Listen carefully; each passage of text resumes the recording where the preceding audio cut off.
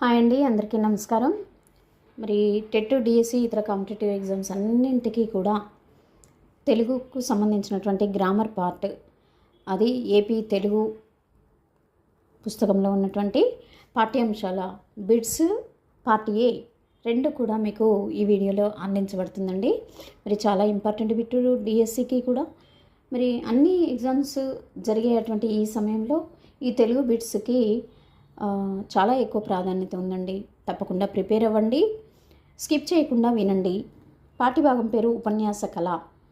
పాఠ్యభాగం ఉపన్యాస కళ ప్రక్రియ అనేది వ్యాస సంబంధించింది, అంటే వ్యాసం రూపంలో ఉంటుందండి. ఈ పాఠ్యభాగం అంతా కూడా ఇతివృత్తం జీవన నైపుణ్యం, జీవితంలో ఎలాంటి నైపుణ్యాలు మనకు అవసరము అనేది ఈ పాఠ్యభాగం మనకు నేర్పిస్తుంది. కర్త వాసిరెడ్డి సీతాదేవి గారు.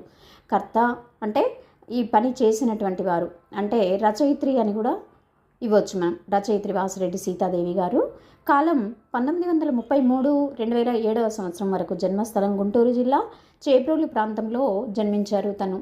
బిరుదు ఆంధ్ర ఫెయిల్బాగ్ అనేటువంటి బిరుదు తమ సొంతం చేసుకున్నారు.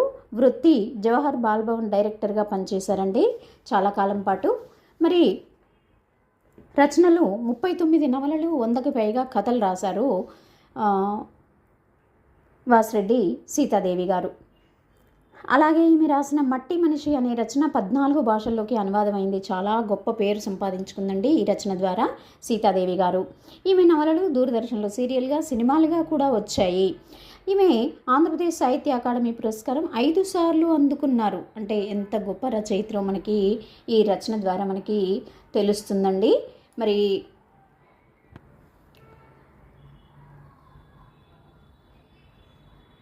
ఇక ఈమె ప్రస్తుత పాఠ్యభాగమైనటువంటి ఉపన్యాస కళ వాసిరెడ్డి సీతాదేవి గారి సాహిత్య సామాజిక వ్యాస సంపుటి నుండి వెలువడింది. పాఠ్యభాగ ఉద్దేశం ఏంటి అంటే, దేని గురించి ఇవ్వబడింది అంటే, విద్యార్థి వ్యక్తిత్వ వికాసంలో మాట చాలా ముఖ్యమైనది. ఉపన్యాసం అందులో ఒక భాగం. సభాకంపం నుండి బయటపడి మాట తీరు మెరుగుపరచుకోవడం అవసరం. విద్యార్థుల్లో సంభాషణ నైపుణ్యం పెంచడం ద్వారా నలుగురిలో చక్కగా మాట్లాడేలా చేయడం ఈ పాఠం ఉద్దేశం. అంటే చాలామంది వాళ్ళకు వాళ్ళుగా ఉన్నప్పుడు ఎంతైనా మాట్లాడుతూ ఉంటారు. ఇక స్టేజ్ మీదకి వచ్చి మాట్లాడాలి అంటే వణికిపోతూ ఉంటారు, భయపడుతూ ఉంటారు. అలాంటి సభాకంపం అంటే స్టేజ్ మీదకి వచ్చి భయపడడానికి ఏమాత్రం ధైర్యం లేకుండా ఉన్నటువంటి వాళ్ళని ధైర్యవంతులుగా మార్చడమే ఈ పాఠ్య ఉద్దేశం అండి. వక్తలుగా మార్చడమే ఈ పాఠ్యభాగ పాఠం పేరు కూడా ఉపన్యాస కళ. అంటే ఉపన్యాసం అనేది ఆ కళ అనేది మనలో ఇమిడే విధంగా నేర్చుకోబోతున్నాం ఈ పాఠం ద్వారా. ఇక ఈ పాఠ్యభాగం యొక్క అర్థాలు: శబ్దకోశం అంటే నిఘంటువు అండి, డిక్షనరీ అంటారు. సానపట్టు మెరుగు పెట్టడం, అపహాస్యం ఎగతాళి, ఆశీనులగు అంటే కూర్చోవడం. అలాగే పర్యాయ పదాలు, ఒక పదానికి 2 అర్థాలు ఇస్తాడండి. 2 కంటే ఎక్కువ ఇచ్చినా కూడా అందులో ఏవి ఈజీగా ఉంటే మనకు ఆ ఈజీగా ఉన్నటువంటి 2 అర్థాలను రాయాలి, సేమ్ మీనింగ్ ఉన్నటువంటి. మనీషి అంటే విద్యావంతుడు, పండితుడు. వక్త పండితుడు, మాట్లాడువాడు. వేదిక అరుగు, తిన్నె. కుత్తుక గొంతు, కంఠము. ఈ విధంగా పర్యాయ పదాలు ఇచ్చాడు. ఇంకా మిగతా బిట్స్ చూద్దాం. ఇక్కడ పర్యాయ పదాల తర్వాత జాతీయాలు ఇచ్చాడండి. ఏ సందర్భంలో, ఇక్కడ ఇచ్చినటువంటి పదం లేదా వాక్యం ఏ సందర్భంలో ఉపయోగిస్తాం అనేటువంటిది జాతీయం. సానబట్టు అంటే విషయ పరిజ్ఞానాన్ని పెంచుకోవడం అనే విషయం చెప్పేటువంటి సందర్భంలో దీన్ని వాడతాం. ఏ పుట్టలో ఏముందో అంటే ఎవరిలో ఎలాంటి ప్రతిభ ఉందో తెలియదు అనే చెప్పే విషయ సందర్భంలో దీన్ని, ఈ జాతీయాన్ని వాడతామండి. నేల చూపులు చూడడం, చేసే పని మీద సరైన అవగాహన లేదు అని చెప్పే సందర్భము.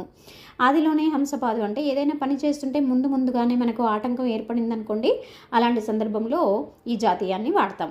అలాగే కింద ప్రకృతి వికృతులు: శక్తి అంటే శక్తి, ప్రాణము పానము, నిజం నిక్కం, పుష్పము పువ్వు, లక్షణము లక్షణము లక్కనము.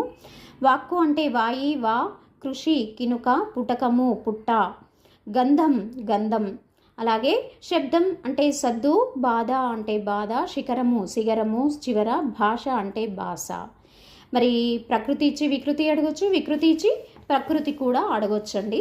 అలాగే ఉత్పత్తి అర్థాలు చూద్దాం, చాలా ఇంపార్టెంట్ అండి ఇవి. ప్రపంచము అంటే విస్తరింపబడినది, లోకము. ఈ బ్రాకెట్లో ఉన్నది రాయకపోయినా పర్వాలేదు, ఈ వివరణ మాత్రం కంపల్సరీ రాయాలి ఎగ్జామ్లో. వక్త అంటే మాటలాడువాడు, పలుక నేర్చినటువంటి వాడు. మానవుడు మనువు సంబంధమైన వాడు, నరుడు. అలాగే శిఖరము అంటే శిఖ వంటి కొనరాయే కలది, పర్వత శిఖరము. వదనము అంటే దీని చేత పలుకుదురు, ముఖము, నోరు.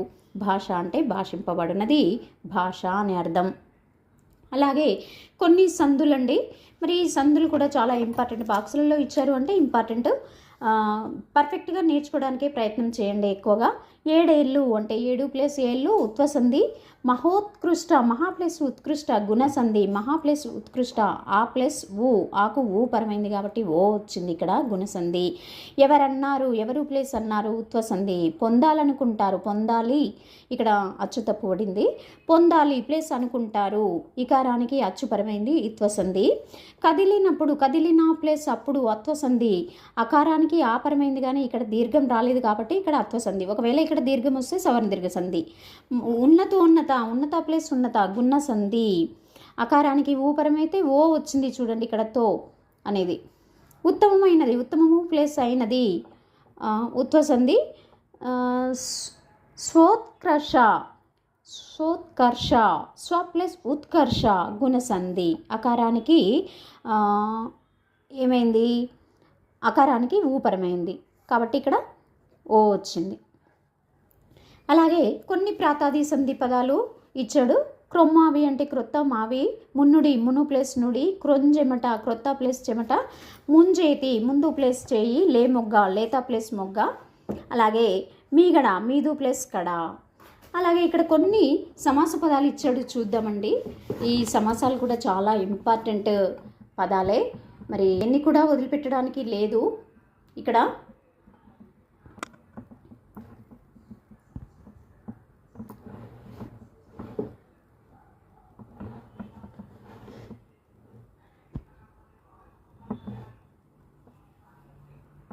శబ్దశక్తి, శబ్దం యొక్క శక్తి. కిన్కున్ యొక్క లోన్, లోపల యొక్క వచ్చింది కాబట్టి షష్ఠీ తత్పురుష. ఇక్కడ కార్యక్షేత్రం, కార్యమునకు క్షేత్రం, ఇక్కడ కూడా కు వచ్చింది కాబట్టి షష్ఠీ తత్పురుష. సమయ సందర్భాలు, సమయమును సందర్భమును 2 పదాలు వచ్చాయి కాబట్టి ద్వంద్వ సమాసం. వింత చప్పుడు, వింతదైన చప్పుడు. విశేషణము పూర్వపదంలో ఉంది కాబట్టి ఇక్కడ విశేషణ పూర్వపద కర్మధారయ సమాసం. అలాగే సభాకంపం, సభను గూర్చి, కంపం గూర్చి అనేది ద్వితీయ తత్పురుష అండి ఇది. గులాబీ పువ్వు, గులాబీ అనే పేరు గల సంభావన పూర్వపద కర్మధారయ సమాసం. ప్రజాహితం, ప్రజల కొరకు, హితం కొరకున్ కై చతుర్థి తత్పురుష. ప్రసన్న వదనం, ప్రసన్నమైన వదనం, ఇక్కడ కూడా విశేషణం పూర్వపదంలో ఉంది, విశేషణ పూర్వపద కర్మధారయ సమాసం. కవిత చరణం, కవిత యొక్క చరణం షష్ఠీ తత్పురుష. 2 నిమిషాలు సంఖ్య వచ్చింది కాబట్టి ద్విగు సమాసం.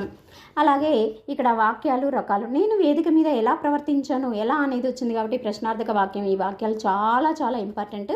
అలవాటును అదుపులో పెట్టుకోవాలి. విద్యార్థక వాక్యం. ముందు మాట్లాడిన వక్త అభిమానులు శ్రోతల్లో ఉండవచ్చునేమో అంటే సందేహంగా ఉంది కాబట్టి సందేహార్థక.